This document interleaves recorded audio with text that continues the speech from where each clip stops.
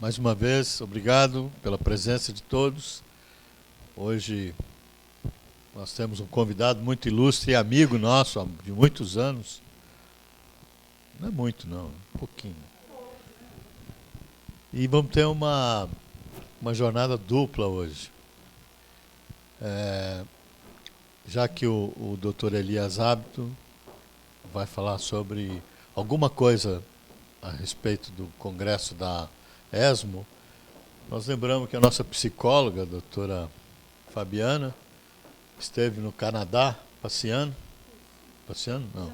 Estou no Congresso Mundial de Psico-Oncologia e ela vai nos dizer também o que ela achou de interessante lá no Congresso. E depois o Dr. Elias Hábito vai tratar de um assunto extremamente importante. Eu já falei isso aqui outro dia e vou repetir.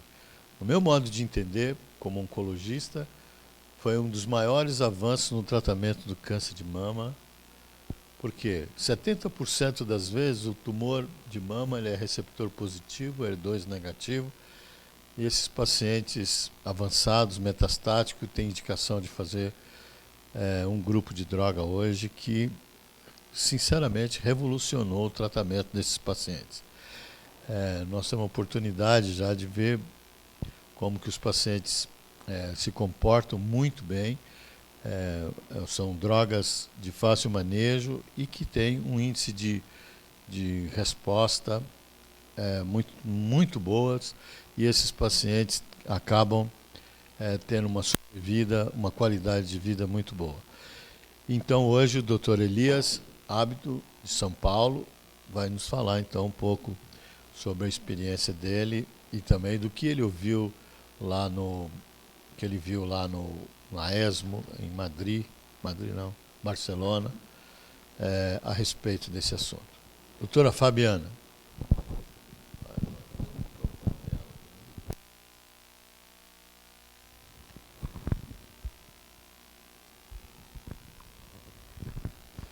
Então, boa tarde, equipe, todos da minha equipe, boa tarde aos doutores, visitantes. A Novartis, então, em nome do Juliano, que nos visita aqui, pediu para eu falar um pouquinho do que aconteceu lá. Vai ser bem rápido, tá? Porque, na verdade, eles têm aí um programa agora que está abrangendo toda a equipe multiprofissional, o que é muito importante. A gente já vem conversando sobre isso, né? Não só com ele da Novartis, mas com outros laboratórios. A importância de integrar, principalmente, por exemplo, a enfermagem, que é uma coisa que eu sempre falo com eles, de estar trazendo a enfermagem para tudo, porque a enfermagem é que fica o tempo todo com o paciente, né? Então, a gente também está ali o tempo todo, mas a enfermagem em especial, ela está ali o tempo todo, então ela pode ser muito importante até para estar trazendo coisas para a gente importantes e que a gente, às vezes, não observa, até pela questão de não estar o tempo todo ali. Né? Então, e da equipe como um todo, dessa integração em prol do paciente, né? Na verdade, do benefício do paciente. Então, aí, esse ano, esse é um congresso que acontece todo ano, ele é anual. Ele, na verdade, começou a acontecer lá no Memorial, em Nova York, quando eles fundaram essa associação, a doutora Jimmy Holland, que hoje já faleceu. E, então, quem está à frente é o Dr. Breitbar. Então, todo ano eles se reúnem para ver o que tem aí mais inovador nas pesquisas, o que está dando resultado na questão psicossocial, né, do paciente oncológico. E é um congresso aberto, não vai só necessariamente psicólogo e psiquiatra, mas pode ir equipe como um todo. Então, enfermagem, nutrição. Veio bastante coisa, se falou muito hoje de... Vou passar aqui. Tá ligado, Júlio?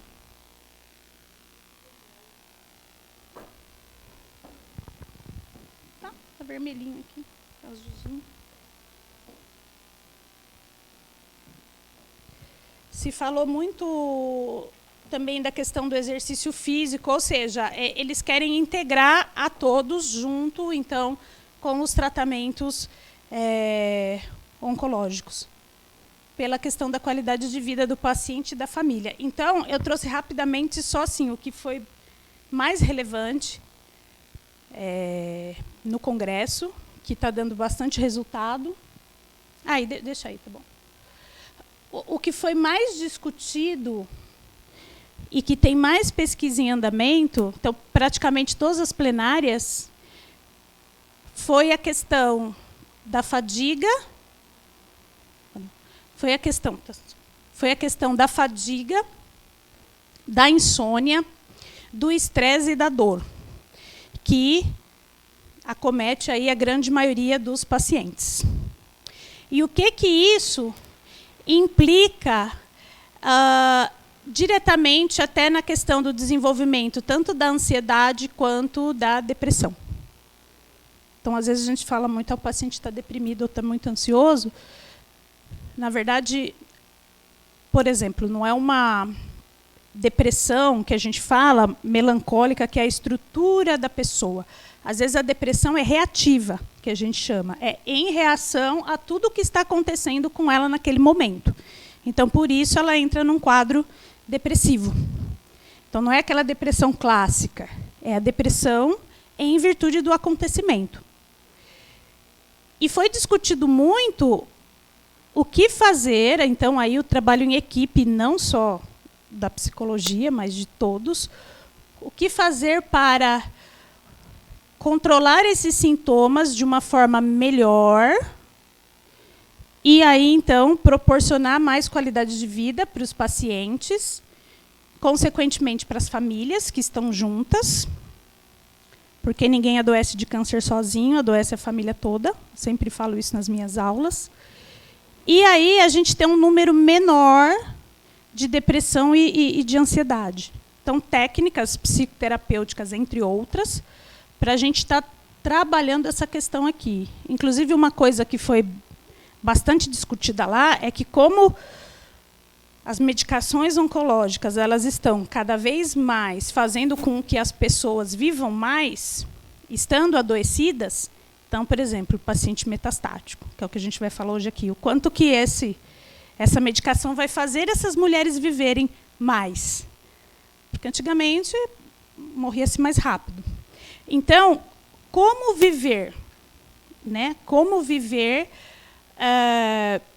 tomando as medicações e se adaptando aos efeitos colaterais, porque muitas delas ainda trazem alguns efeitos colaterais. Então, aí a gente precisa focar na qualidade de vida dessa paciente, até para que ela faça uma adesão maior ao tratamento. Né? Então, porque se começar a ser insuportável, a chance dela deixar o tratamento é alta. Né? Então, como fazer, trabalhando cada um com o seu papel, para a gente poder controlar. Então, não é que elas não terão fadiga, não terão insônia, a questão do estresse, mas como fazer para minimizar isso, né? Para melhorar. E aí, falando rapidamente mais de paciente com câncer avançado ou metastático, que a gente também teve lá várias plenárias. Eu assisti bastante, principalmente a de cuidados paliativos. Aí eu trouxe a pesquisa que foi mais falada, que é como se fosse assim, a cereja do bolo. Tá? Que foi essa pesquisa aqui. Tá? Então, na verdade, é uma técnica que chama CALM para a gente, que é Gerenciamento do Câncer e Vida com Significado. A tradução para o português é essa. Tá? Os autores eles são do Princess Margaret Cancer Center, lá de Toronto. E aqui a gente tem alguns psiquiatras, nós temos algumas psicólogas, mas também eles têm oncologista, radioterapeuta participando desse estudo. Eles apresentaram na ASCO do ano passado essa técnica aqui. Tá? Então, assim, é o que tem mais aí, segundo eles, já por ser um estudo randomizado, que eles já estão fazendo há bastante tempo, acho que eles começaram em 2000 e 2007 ou 2008, então eles vêm seguindo, porque na psicologia demora um pouco mais os estudos, né, porque você tem que ir observando o ser humano.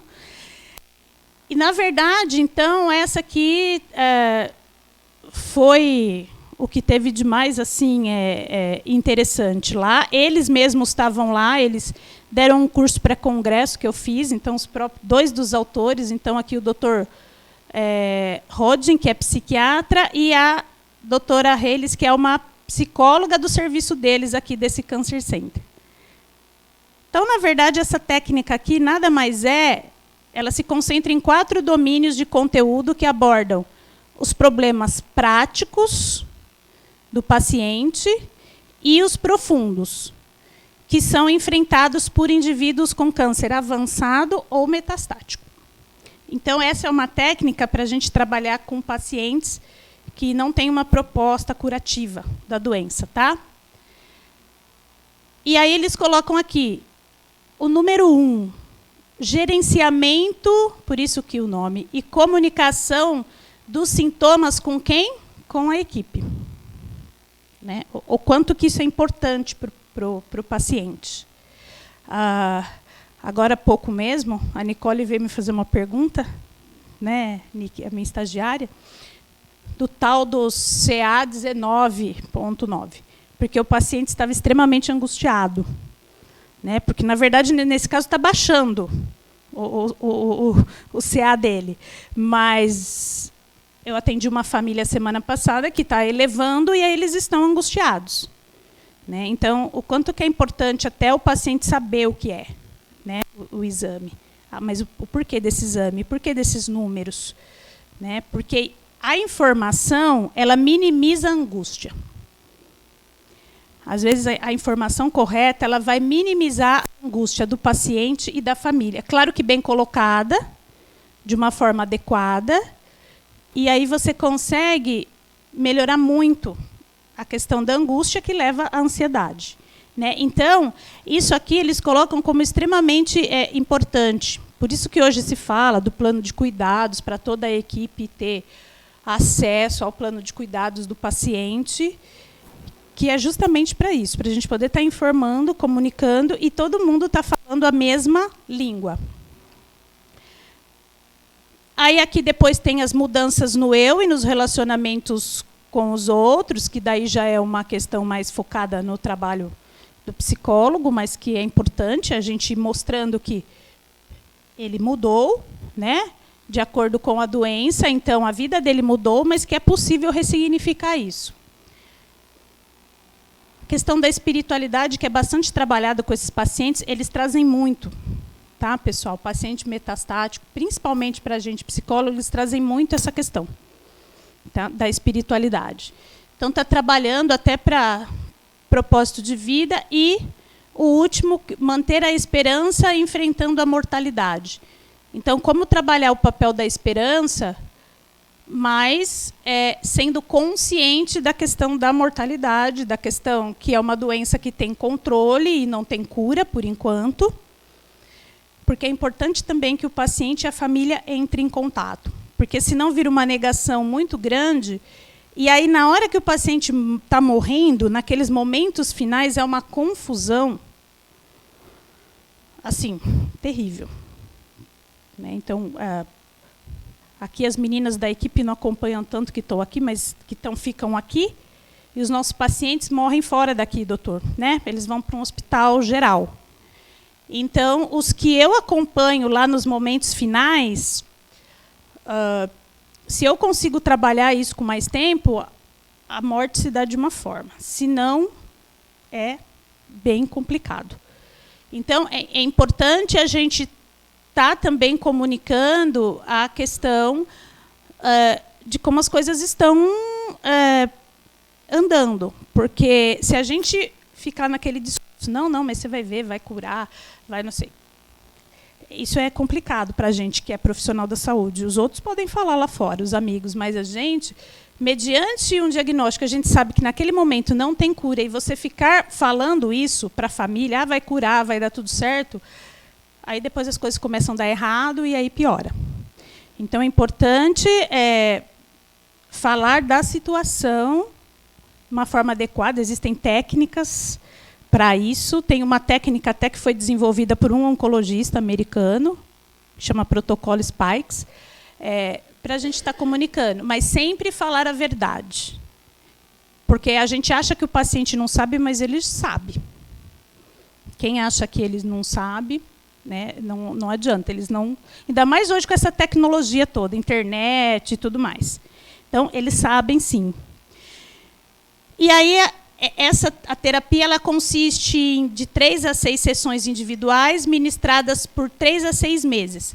E aqui, por uma ampla gama de profissionais de saúde, treinados e conduzidos, então, pelo psico-oncologista. Então, na verdade, o psico-oncologista ele vai conduzir, mas todo mundo da equipe vai estar trabalhando com esses pacientes. Tá? Então, esse aqui foi o que teve de mais relevante no congresso. Aí, só passando rapidamente, como a gente está falando de paciente metastático, eu só vou ler, para não me estender no tempo. Esses aqui foram as pesquisas em andamento também que foram mais bem vistas. Então, a gente tem aqui uma pesquisa americana que, na verdade, adotaram uma abordagem de cuidado assistencial para oferecer, então, terapia cognitivo-comportamental, que isso é o psicólogo que faz, para a insônia em pacientes com câncer. Porque é um efeito colateral que eles reclamam muito, a questão da insônia e da fadiga, por isso que foi discutido. Tá? Então, isso aqui, essa pesquisa aqui está bem relevante, então foi muito discutida. Aí teve essa aqui canadense, a experiência do paciente e do cuidador com a assistência médica ao morrer. Então, é esse projeto aqui que eles estão, e eles apresentaram os resultados deles preliminares e bem positivos. Essa assistência médica ao morrer é o papel do médico, tá?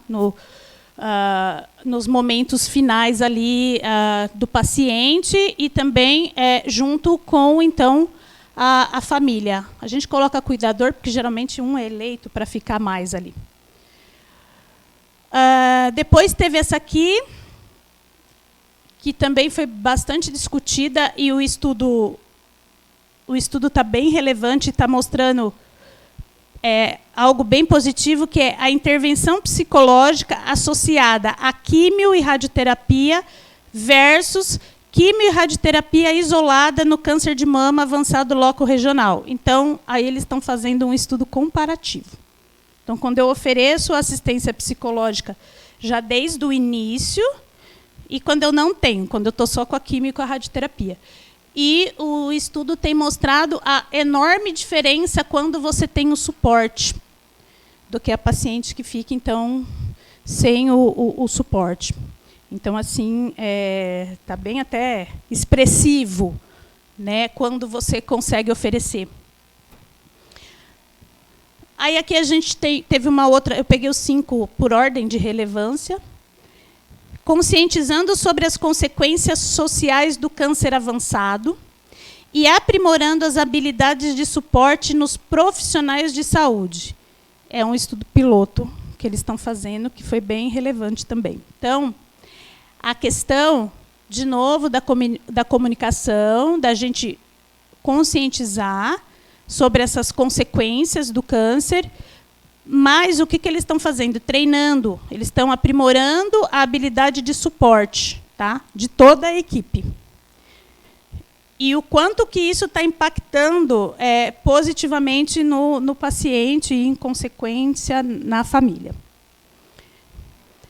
E aí, por último, aqui, algo que está sendo bastante discutido. Esse aqui foi do Japão, esse da quimio e rádio, e esse outro aqui foi um estudo holandês.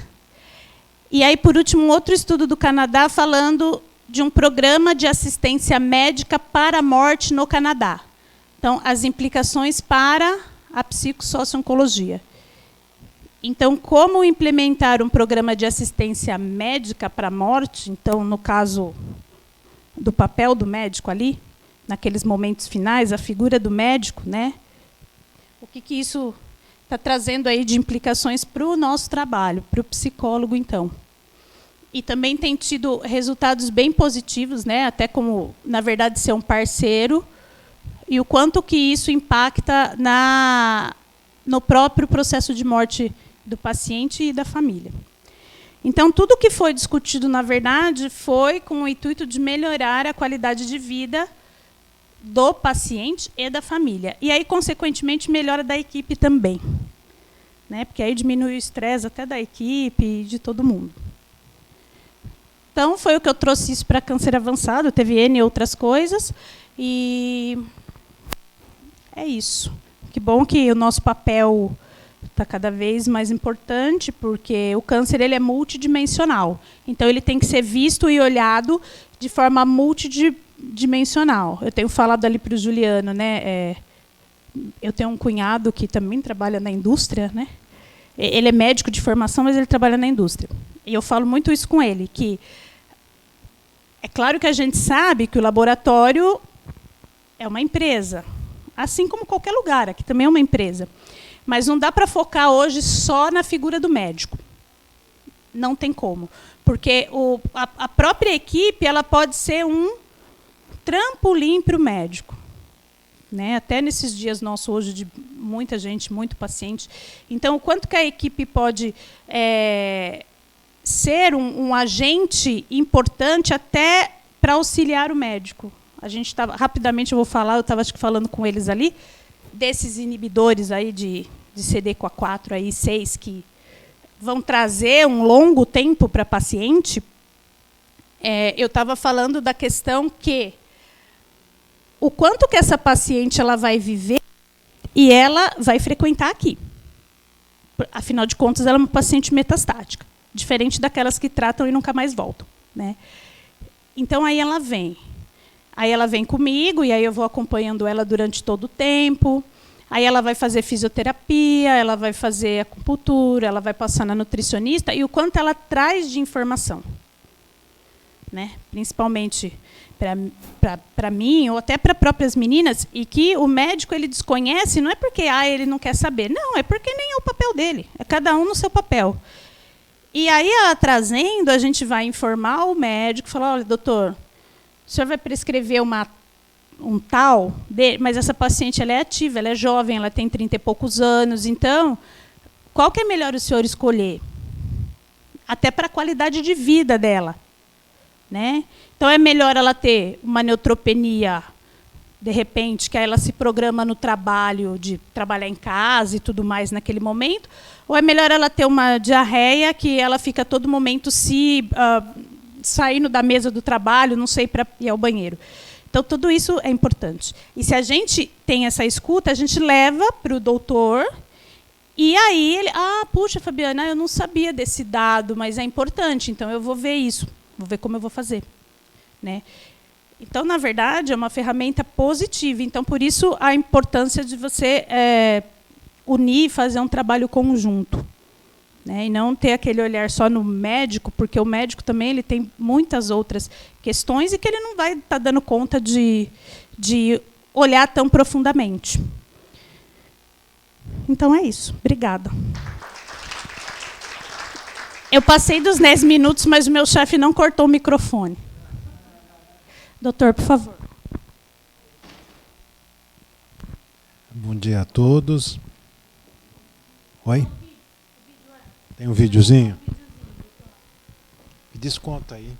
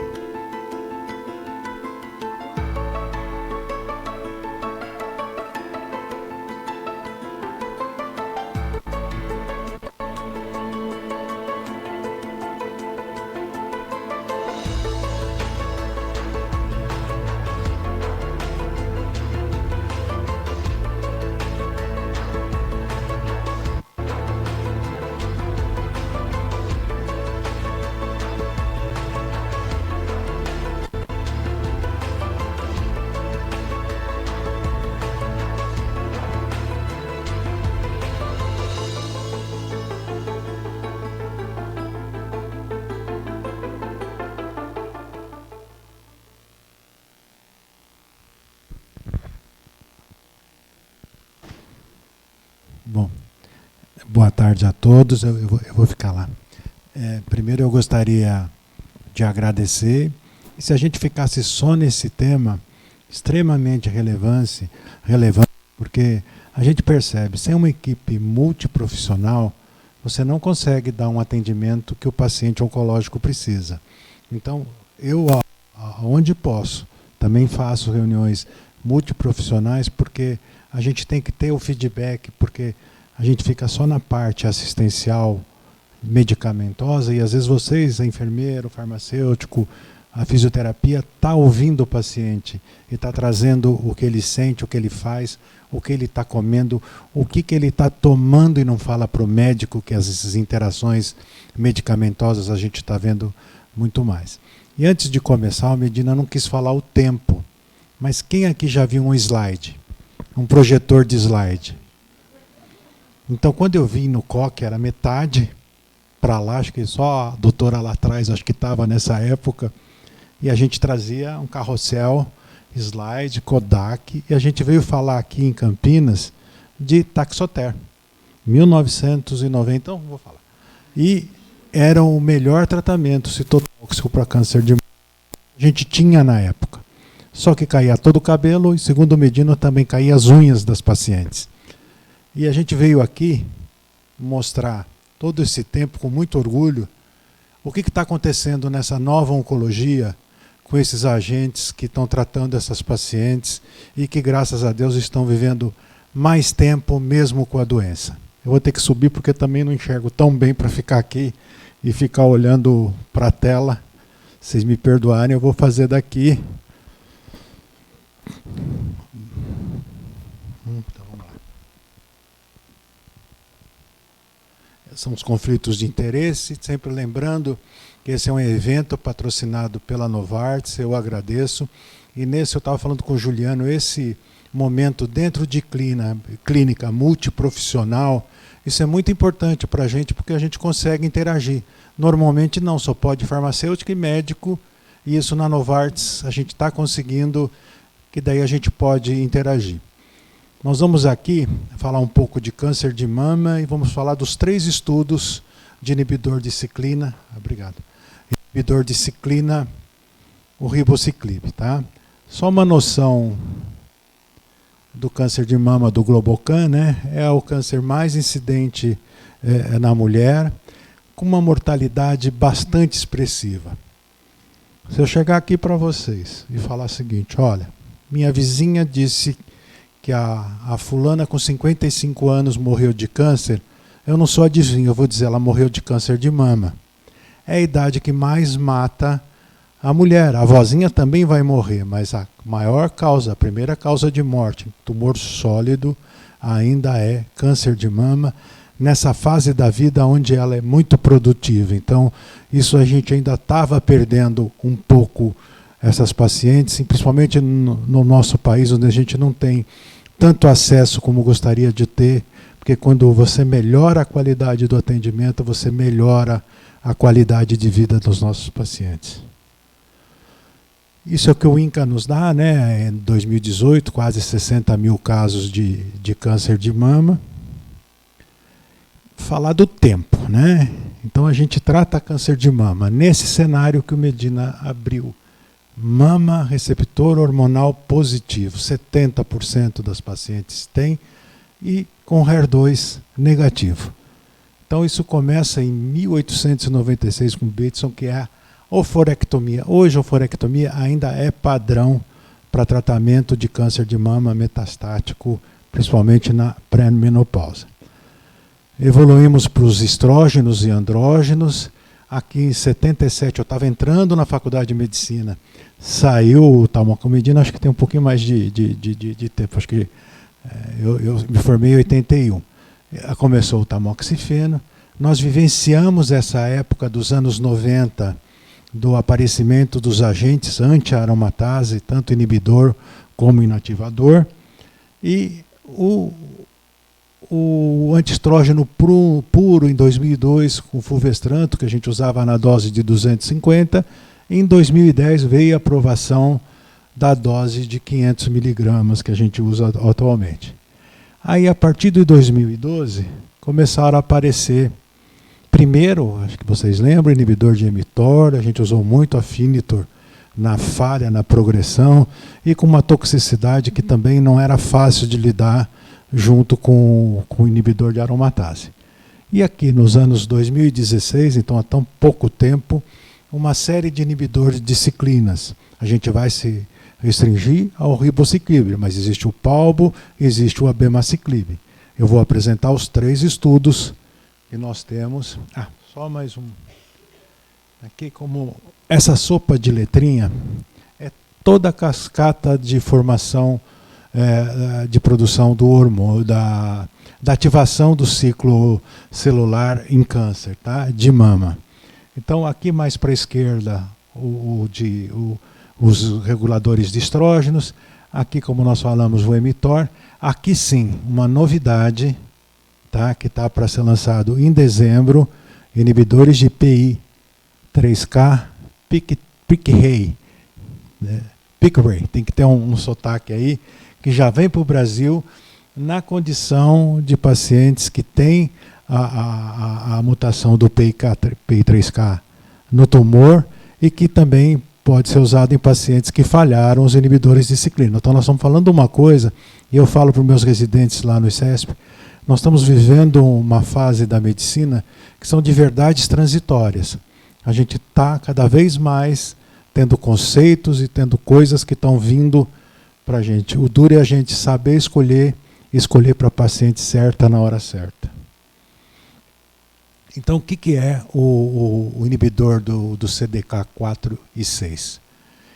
Quando o estrógeno ele estimula a ciclina D1, ela ativa a via do CDK4 e 6, dando então o que a gente chama de uma progressão do ciclo celular. Quando você consegue, com o medicamento, fazer uma inibição, você consegue uma parada. Então, quando ela falou de neutropenia, né, isso a gente vai ver como toxicidade, nada mais é do que você está diminuindo as mitoses das células. E nessa oportunidade, você leva elas em senescências, você quebra a resistência da hormonioterapia e você, voltando a dar hormonioterapia, você começa a ter atividade desses agentes que eu vou conversar com vocês. Tá? Mais uma vez, só para lembrar isso, interesse do tempo. Então, por que o racional de se usar o ribociclib, né? Ele já tinha estudos pré-clínicos e por ser oral e biodisponível, com efeito, né, da inibição do crescimento tumoral.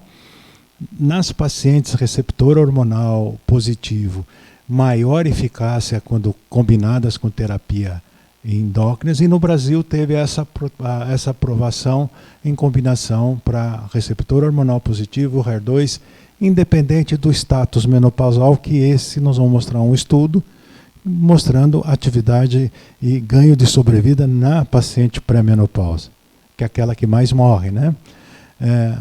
E outra vantagem, né, que a gente também, é uma área da ciência que a gente está estudando, é a farmacocinética, de você não tem horário para tomar essa medicação.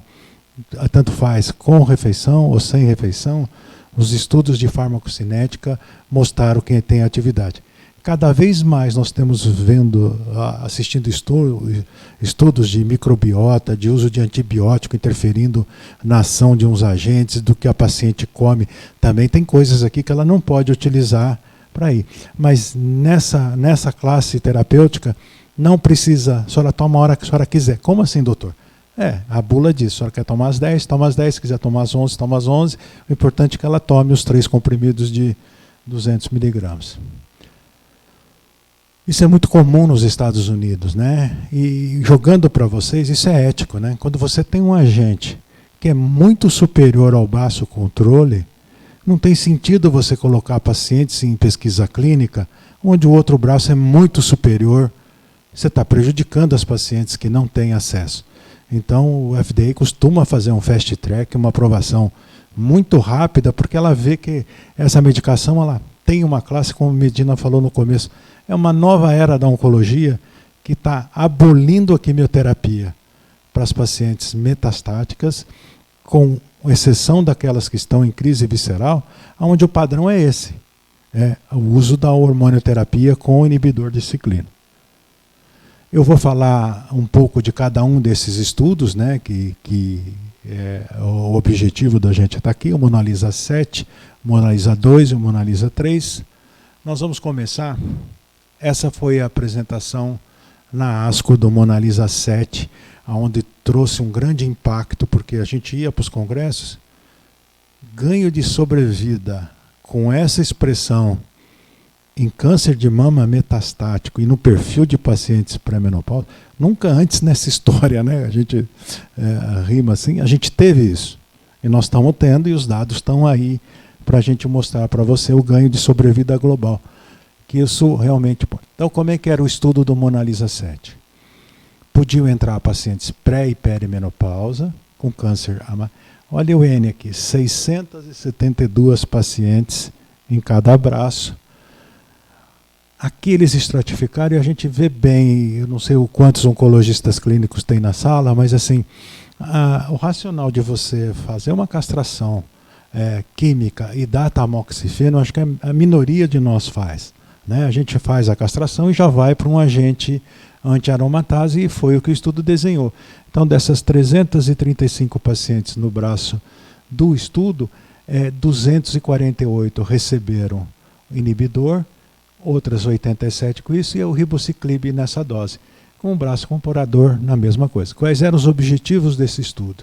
Sobrevida livre de progressão, pelo método RECIST. Para vocês que não estão acostumados com pesquisa clínica, o método RECIST, você elenca lesões-alvo e por exames radiológicos você avalia e define o tipo de resposta que a paciente tem. Então, ela é tecnicamente validada em a maioria dos estudos clínicos, segue o RECIST 1.1.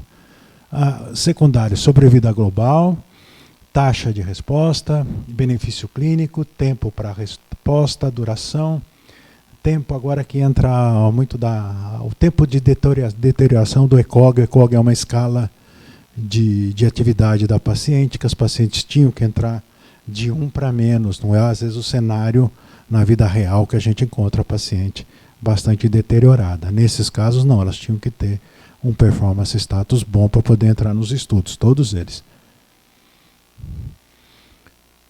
Bom, só repetindo, então, os critérios a gente viu lá da inclusão. O que não podia entrar? Pacientes que já tinham recebido a medicação, pacientes com menos de 14 dias do uso de tamoxifeno ou letrozol, ou que já tinham tido o análogo com menos de 28, uma categoria de câncer inflamatório que a gente tem experiência na prática nossa. É difícil ter um inflamatório receptor hormonal positivo.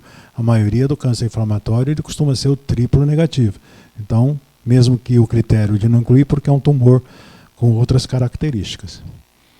Doença visceral sintomática, metástase sistema nervoso central, e aí vem a história da cardiopatia, né? Se a paciente já tinha alguma alteração cardiológica com alteração do espaço QT, ela não poderia não poderia entrar no estudo.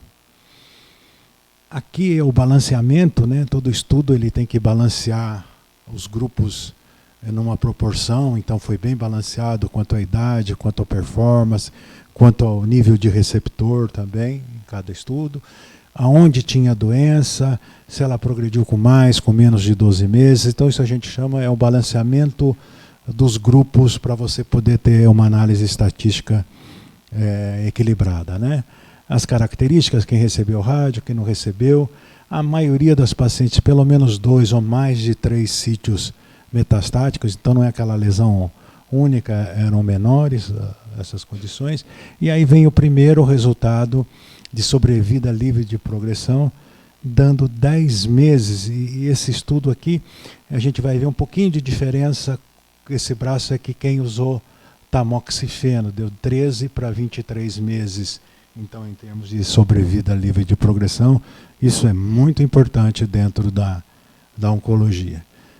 Para quem usou o inibidor de aromatase, esse ganho foi maior, foi de 27,5 meses versus 13,8 meses em termos de sobrevida livre de progressão. E quando você compara com tamoxifeno, um pouquinho menos, porque a gente já de antemão sabe que a melhor associação é a castração com inibidor de aromatase. Em todos os subgrupos teve benefício para o braço com ribociclib. Tá? Aqui, só para vocês terem uma noção de número, para quem não está habituado em pesquisa, né?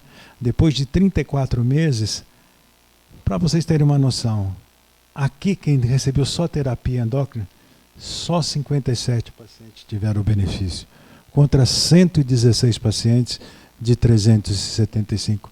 Olha quantos ficaram pelo caminho por eventos de progressão de doença. Por isso que você tem, agora em termos de sobrevida, isso que o Medina falou no começo, é impressionante isso. A gente não tinha esses dados em câncer de mama. Uma redução de morte por câncer de mama de 30%. Nenhum estudo com quimioterapia mostrou esse número para a gente. E quando você olha para quem recebeu com inibidor de aromatase, aumenta 30% do risco de morte dessas pacientes. Então esse impacto aí é praticamente uma mudança de paradigma de tratamento que a gente tem que olhar. Se não tem acesso, vamos procurar acesso e ver como é que fica. Eu acho que o Brasil demora um pouco, mas pega, né? Herceptin demorou 10 anos, mas eu acho que os inibidores, acho que na próxima leva, eles vão entrar no rol da ANS para poder favorecer os pacientes. Análise de subgrupo da populacional também, como sobrevida global. O que recebeu depois do que parou, ainda você teve 10% do braço que continuou recebendo ribro e no placebo 19% entrou para receber. O que é importante também? O tempo que essa paciente fica bem para receber outra terapia subsequente. Em 42 meses, 65% continuavam com o tratamento versus 49%. Então, também dando um ganho ainda não atingido, mas o tempo para você mudar o tratamento dela também aumentou significativamente. A gente falar em sobrevida de 54, 40 meses em paciente com câncer de mama e num cenário que incluiu o paciente na perimenopausa é muito bom. Para um segundo tratamento, também é um pouco menor, mas 54% no braço controle com 37%. Em todas as pacientes aqui é o benefício clínico, o azul é o ribociclib com tamoxifeno, você tem 41 contra 30, e aqui com doença mensurável 51 para 36, e com agente antiaromatase também. Aqui o que importa nesses estudos é a manutenção sem deteriorar o quadro clínico. Então, taxa de resposta completa foi pouco semelhante nos dois braços, mas o que mostra é a duração da resposta. O que preocupa na gente em termos de qualidade? São os eventos adversos sérios, que quando você compara o grupo que recebeu no Monalisa 7, 3 e 4, deu quase 5%, sendo mais comum, acho que é o outro aqui, é a neutropenia, que não é a neutropenia febril, é aquela neutropenia que a gente acha que é porque o ciclo celular ficou estagnado, entendeu? Mas não que essas pacientes, acho que é 2% delas é que evoluíram para neutropenia febril, versus quimioterapia, que a gente tem mais de 10, 15%, algumas associações citotóxicas que você tem neutropenia. 2% é bem aceitável, e o 3 e 4 aqui, só de neutropenia, ela foi reversível. A outra toxicidade que a gente tem em relação é o intervalo QT, né, o prolongamento de QT. Acho que eu tenho mais um slide que ele fala, em resumo, que foi de neutropenia 63%, função hepática 11 contra 6,8 e do intervalo QT 1,8. A gente teve vários eventos no Brasil de Kisqali, e a gente teve a oportunidade de conversar com vários centros. Eu não lembro de ter uma paciente que teve problema de intervalo QT. Então, 1,5%, 8%, então não deve ser uma coisa que tem que se fazer o eletro, tem que se monitorar o eletro.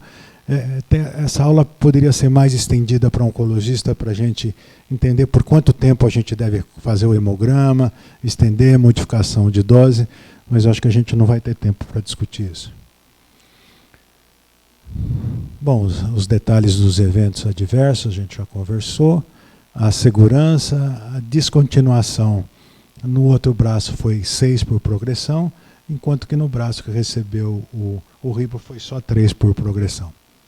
Em conclusão, o MONALISA 7 mostrou um resultado significante em termos de sobrevida global, 30% de redução de morte para todos do grupo, aquelas que tinham tamoxifeno, e 30% quando você tira o tamoxifeno, e ainda você tem 35% das pacientes tomando a medicação. Então isso deve aumentar mais conforme vai passando.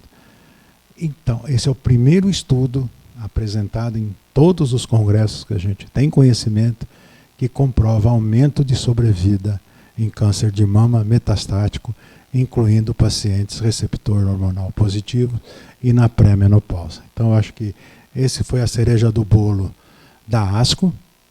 A gente vai passar um pouco mais rápido pelo MONALISA 2, porque ele ainda não tem os dados maduros de aumento de sobrevida em intervalo livre, mas ele foi desenhado para tratamento 1:1 de pacientes com letrozol e ribociclib, para pacientes estratificados por tipo de metástase.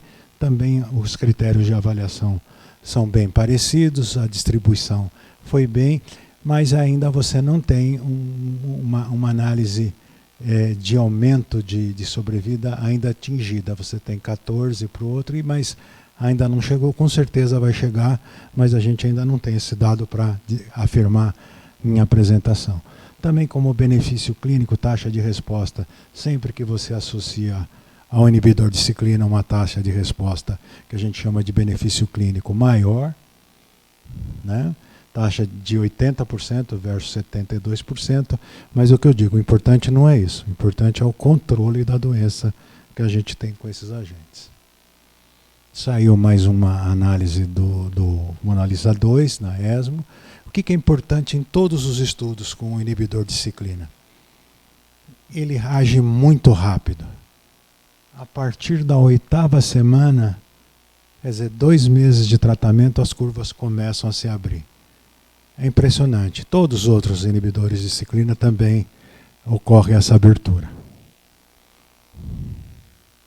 43% de risco de progressão. Ainda não tem de sobrevida. E esse, para as psicólogas aí, não sei se a Fabiana conhece, a história do Dennis Sleiman. O Dr. Dennis Sleiman, acho que é da nossa faixa até mais, né? Ele foi o cara que investiu e criou o Herceptin. Então tem um... Hã? É isso que eu ia falar. Como é que chama o filme?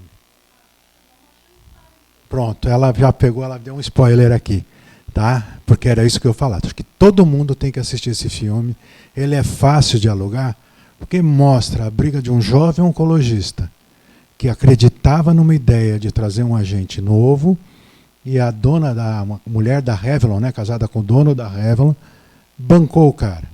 Quer dizer, foi uma coisa ao acaso, e depois que virou tudo isso, ele está aí até hoje lutando contra o câncer de mama. Mas é uma chance para viver, é um filme que mostra todas as pacientes que participaram em protocolo de pesquisa, que estavam à beira da morte, e antes de você ter isso, surgiu o Herceptin, muitas faleceram, mas contribuem muito para um agente que a gente tem uma classe de drogas hoje. É isso. Então, fica anotado aí, você podia trazer para os seus colegas assistir esse filme aí. Bom, mas ele apresentou agora na ESMO a publicação do MONALISA 3. O que era o MONALISA 3? Tinha até homem, né? Não sei se vocês sabem, para cada 200 cânceres de mama masculino, feminino você tem um, e sempre que tem, a gente sempre suspeita que tem alteração de genética, né? Mas eram inclusos nesse estudo, e aqui você já vê uma diferença. O estudo já foi desenhado para ser 2:1, porque sabe que a medicação é boa, então você botou menos pacientes no grupo controle, você botou 2 vezes mais no braço que tem o agente de estudo, versus. Então foram 484 pacientes no braço de fulvestranto com ribociclib versus 242. Não vou ser repetitivo porque esses critérios é o mesmo dos 3 Mona Lisa. Então, primeiro é intervalo livre de progressão, sobrevida global, duração para o primeiro tratamento, para o segundo, deterioração do quadro de vida e segurança e farmacocinética. Então, os critérios de inclusão e os de exclusão são parecidos, tinha que ter esses critérios para o Mona Lisa 3. Esses pacientes foram divididos em quem recebeu a primeira linha com mais de 12 meses, ou com a paciente que a gente chama hoje, um novo critério, é câncer de mama metastático de novo, como se isso fosse a primeira, como ela iniciasse o quadro já com doença metastática. Aquelas que recaíram com menos de 12 meses, com mais de 12 meses, e que progrediram a já inibidor de aromatase. Então, esse estudo é fulvestranto com inibidor de ciclina. Também a estratificação dos pacientes foi balanceada em todos os grupos. Isso eu vou passar porque é tabela. Eu estou deixando essa aula, viu, Medina? Está aqui no computador, porque para depois discutir com quem quiser do grupo aí, porque esses dados são relativamente, são muito importantes. Então, aquilo que eu falei, 484 num braço, 242. No braço do estudo, descontinuou 279, 57%. No braço que não recebeu, quase 70% teve que interromper o estudo. Tá? Aí por diversos eventos, né?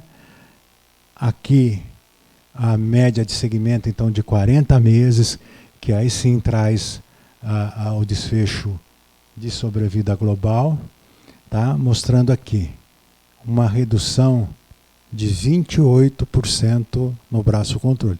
Lembrando que todas essas pacientes já tinham sido previamente tratadas com hormonioterapia primeira linha. Então, quer dizer, a gente sempre sabe que essa escadinha da oncologia, cada vez que você sobe, você vai agregando a gente ter resultados de sobrevida global para quem já recebeu tratamento prévio, realmente são mudanças de paradigmas que a gente vem com muito prazer aqui estar conversando com vocês. Agora, sobrevia por linha de tempo para primeiro tratamento e para segundo tratamento, também um ganho significativo nos 2 grupos. Então, mostrando que mesmo aqueles que tomaram para retratar na primeira linha, na segunda linha, então são ganhos em cima de ganhos. O grupo aqui, né, a sobrevida em todos os grupos, tá? Então, em termos de intervalo livre de progressão, vejam que eram pacientes previamente tratadas, 10 meses quase, né, de 20,6 para 12,8, a curva, aquilo que eu falei para vocês, elas começam a se abrir com 8 semanas. Então você tem oportunidade em 2 meses ver o benefício do tratamento que você está colocando. Isso é melhor que a quimioterapia, né? Antes a gente esperava 3 ciclos, não. Com 8 semanas, todos, a curva começa a se abrir com benefício para o paciente. Tá? Também para progressão de doença, a primeira linha já 33 para 19, para a segunda linha 14 para 9,1 mês. A subsequente terapia também foram diversas, pacientes que pararam, pacientes que tomaram terapia-alvo somente, mas só como descritivo. 25% das pacientes que descontinuaram ainda receberam 11% receberam o ribo e 25% no braço placebo receberam a ribociclib. O tempo para a primeira progressão ainda não foi alcançado, mas mostrando que ele vai ser alcançado. Também para a segunda progressão, também mostrando que a curva ainda está em progressão. Em resumo, tá? Depois de 40 meses de seguimento, você tem uma primeira análise mostrando que os eventos adversos são basicamente os mesmos do que você teve em todos os estudos, né? Aqui dá um QTC alongado de 3,1 contra 1,2. A neutropenia não é para assustar, porque ela não é uma neutropenia febril. A neutropenia febril foi 1 ou 2%. toxicidade hepática existe, maior, a gente vai ver o descalonamento. Tá? Então, MONALISA 3 demonstrou estatisticamente benefício em 28% de redução de morte. Isso a gente repete porque a gente não tinha esses dados, né? A gente sempre falava em 3, 4, 5 meses e o pessoal da mama briga até por 1% de ganho com hormonioterapia, mas nesse cenário é muito importante. O que eu gostaria mesmo de colocar, que eu acho bem forte, quando você soma o MONALISA 3 e o MONALISA 7, você tem 1.400 pacientes tratadas com benefício. Para quem faz pesquisa, a documentação é extremamente rigorosa. Então, se você pegar um universo de 1.400 pacientes que receberam e tiveram o benefício, aí você entende a magnitude do que a gente veio falar e está proliferando aí. Em resumo de tudo, né? A indicação é indicado para paciente com câncer de mama localmente avançado ou metastático com as características receptor positivo, HER2 negativo, em mulheres na peri e na pré-menopausa, com combinação com liberador de LH-RH. Uma das coisas, acho que a colega até sabia dos efeitos colaterais da concorrência lá, que é a diarreia, né? Se perguntar para uma mulher, você prefere ter uma neutropenia, está com a cara pintada e não está sentindo nada, ou você está num evento tendo diarreia? Ela já falou, é horrível, né? Mas em termos de magnitude médica, é altamente tolerável e suportável. Mas esse evento não ocorreu nesse braço. A gente, como é que eu digo? A gente tem prática com aquilo que a gente conhece e a gente vai pegando a mão, né? Quando eu tive a oportunidade, a minha experiência maior é com ribo, por quê? Você descontinua tirando um comprimido. Os outros você tem que trocar a apresentação. Então isso é uma situação que é mais fácil, né? E aqui acho que tem mais uns dois, dizendo o que a gente faz. É de praxe, tomou a primeira dose, doutor, está com 700. Calma, não faz nada, descansa uma semana e repete. A maioria das pacientes recuperam sem problema. É lógico, se persistir, você pode diminuir até que ela volte, mas não é uma coisa assim, da minha prática, todas recuperam. E coincidentemente, a gente também vê resposta. Então, o fato de ter neutropenia também a gente sabe que o medicamento está agindo. A gente não quer que ninguém tenha, mas o fato de ter, quando a gente faz análise de resposta, a gente também vê. Com relação às alterações das enzimas hepáticas, também aí você tem um descalonamento que aí eu acho que é muito importante a gente trabalhar com o farmacêutico, porque na minha clínica, quando o paciente recebe a medicação, a minha farmacêutica vai me ensinar. Doutor, não pode tomar isso, não pode tomar aquilo, tem que perguntar o grapefruit, tem que perguntar isso e aquilo. E eu vou dizer uma coisa, eu tenho paciente que é aquelas Google positiva. Ai, doutor, preciso fazer uma cirurgia e vou tomar o midazolam. E eu li na bula que o midazolam. Eu falei, meu Deus do céu, eu não estou preparado, mas dá. Então, teve nosso evento lá na Argentina, de um ano de Kisqali, Brasil, Argentina e Uruguai. E eu fiz essa pergunta, mas gente, quem que botou nisso? Quando a gente faz um protocolo de pesquisa, todos os eventos adversos você tem que relacionar ou não. Mas um pré-anestésico que você toma, né? Eu digo assim, não toma nesse dia, toma no outro, quer dizer, a gente tem que minimizar um pouco, porque a indústria ela é obrigada por lei a colocar tudo isso, né? Mas tem coisas que a erva de São João também entra aí, entra o grapefruit, entra... E eu estava falando com alguém aqui, o que as pacientes não falam para a gente. E fazem, e não tem coragem de falar para o médico, mas tem coragem de falar para a enfermeira, para o farmacêutico, e a gente fala, olha, eu fiquei sabendo, um passarinho contou, mas a senhora pode ir bem sem esse produto. Mas isso é uma coisa que a gente está tendo um novo olhar agora, acho que era isso, viu? Gente, obrigado, acho que não atrasei o almoço, ainda falta 5 e gostaria de dialogar com vocês. Obrigado por tudo, viu?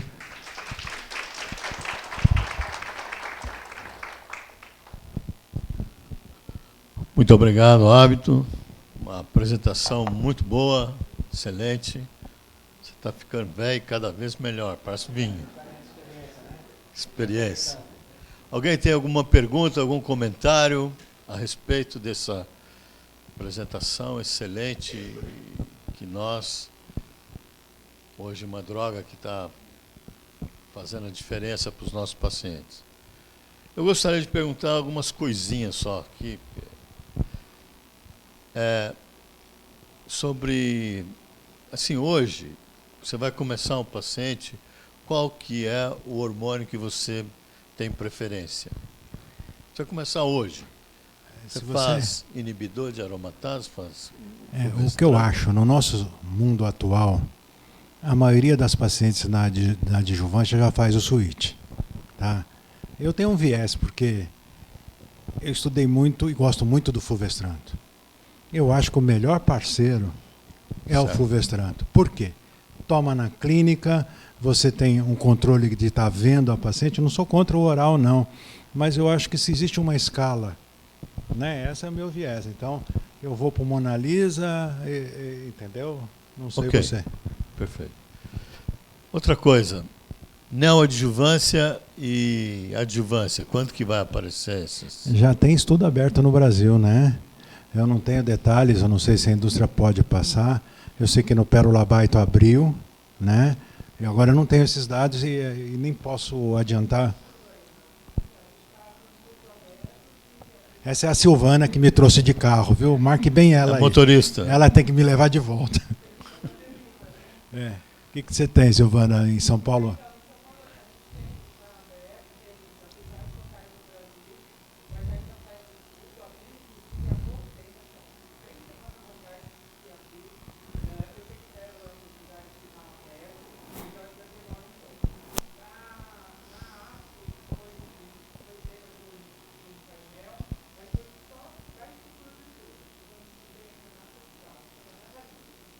Certo. Neoadjuvância é bastante interessante. A gente aqui no Brasil não tem muita tradição de fazer hormonioterapia em adjuvante. Porque a gente não acreditava na resposta, mas né? Eu não tive experiência, talvez na prática clínica de cada um. Se ela é interessante. Bastante interessante. Sim.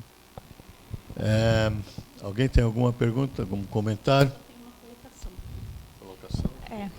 Não é uma pergunta, mas é uma colocação no que o doutor falou, que é muito importante, até a questão da alimentar, que eu e a Fabi, a gente conversa muito, né? E elas trazem mesmo essas questões para a gente.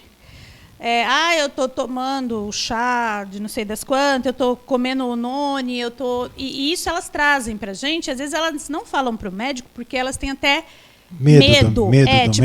Ele vai me dar bronca, ele não vai. Mas é importante, até a gente fazer o trabalho, aqui eu faço muito esse trabalho de conscientizar a paciente que é importante ela informar o médico e que ele não vai ficar bravo. Mas é importante ela informar, porque tem muitas dessas coisas que fazem interação com a quimioterapia e tira o efeito. E aí, quando a gente fala isso, elas... Nossa, Então, é importante... Vai comer ou vai beber, qualquer coisa antes, fala com o seu médico. Eu acho que você colocou uma coisa importante que eu gostaria de ressaltar. E os estudos mostram que quem tem atenção vai melhor. Então, você conscientizando o paciente, não amedrontando o paciente, que nós só estamos para ajudar. E mesmo que ela tenha feito, ela não cometeu nenhum crime porque ela não sabia. Então, o fato de reforçar, porque também a gente não sabe, né? A gente aprende com os pacientes, porque de repente vai que uma delas toma um chazinho. Eu já tive casos desses em pesquisa, parou de tomar tudo e começou a responder. Na nossa vida mostra isso, né? Mas é isso, viu? Importante isso. Abdo, tem a última, que eu vou aproveitar de você aqui, é o seguinte. Aqui em Campinas a gente gosta de aproveitar dos outros. Sabe? Depende do lar.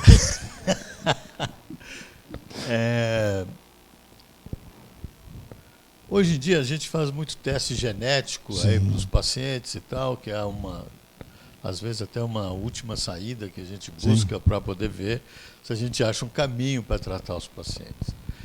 E muitas vezes vem uma alteração num gene e a indicação é de fazer um inibidor CDK4/6. Às vezes a paciente é triplo negativo. Sim. Eu tive 2 casos assim. que você acha disso? Você acha que você deve dar hormônio ou não? Ou você... Porque tem um estudo só de um dos medicamentos. Eu vou falar uma coisa pelos nossos cabelos já.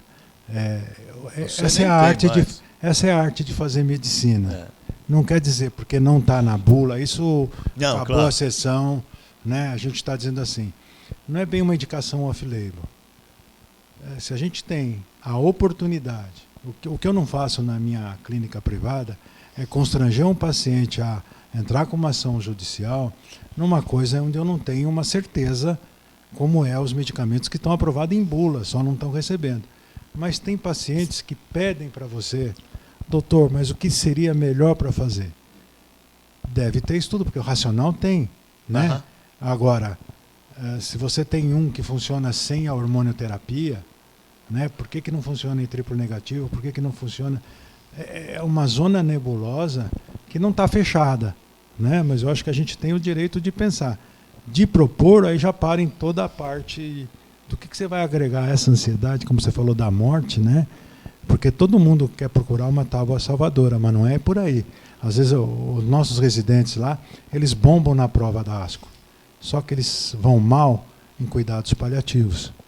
Porque eles sempre acham que dá para fazer alguma coisa. O americano está bem claro e a gente tem que saber o melhor momento de parar. Então, a gente tem que seguir isso. E às vezes é difícil eu falar, o melhor que eu posso fazer por você é te dar qualidade, mas doutor, né?